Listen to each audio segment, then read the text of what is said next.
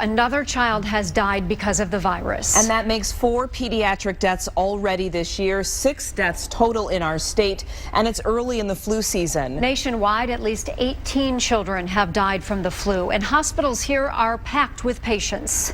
So we have Team 7 coverage. Carolyn Clifford in our flu hotline center right now. But we're going to begin with 7 Action News reporter Jim Kurtzner live at Providence Hospital in Southfield. Jim, lots of people heading to the ER. When is it a good idea for people, in fact, to go there? Joanne, there's a general rule of thumb, and that is if you are in a high-risk group. And take a look at what I'm talking about. We're talking about the elderly. Obviously, keep an eye on them. The very young, under 2 years old. Anyone who has underlying serious health issues. And if you get the flu on top of that, you're going to be very sick. You'll know who you are. But if you're generally healthy and you get the flu, I am told, go see your family doctor or use a walk-in emergency care clinic or urgent care clinic, I should say. Do not go to the ER if you're generally healthy because they are busy here. I felt like I was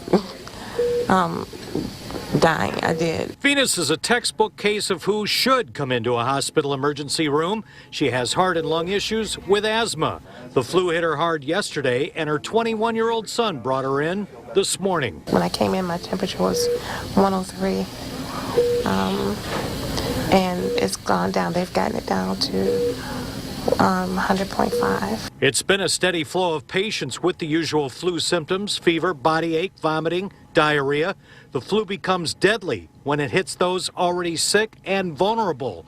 Those are the cases making news and the ones that give doctors a real challenge. It depends on their underlying illnesses. You know, say they're a severe lung patient, we give them oxygen, we can give them medicines to help them breathe better. If they're a heart patient, we can regulate their blood pressure better than they probably can at home. We're all busy. We don't have time for a flu fight, right?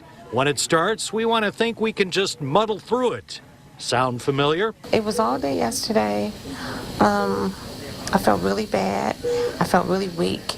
I couldn't really move. Doctors say don't ignore it. Tamiflu is available by prescription, and when taken in the first or second day, it can shorten the duration. Otherwise, plan on, get this, a 4 to 10 day battle. There's 30 to 60,000 deaths attributed to the flu season every year. Now, most of those people have otherwise, significant medical problems as well.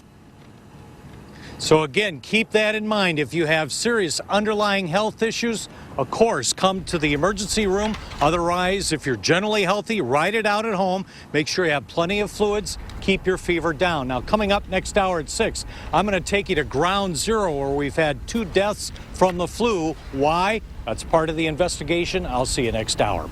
Joanne? Yeah, Jim, I'll just add one thing to that. I was just talking to a doctor in our newsroom, in fact, answered questions for our viewers as well. And he said, even if you're a healthy person, but you start having breathing problems, then you also probably want to go where you're standing right now. Yeah, and that's true. If you have underlying health issues, maybe you have asthma or your breathing problems have been exacerbated by the flu, if you have any doubt, of course, come here because your life is on the line. Yeah, that's for sure. Jim Kurtzner, thank you very much.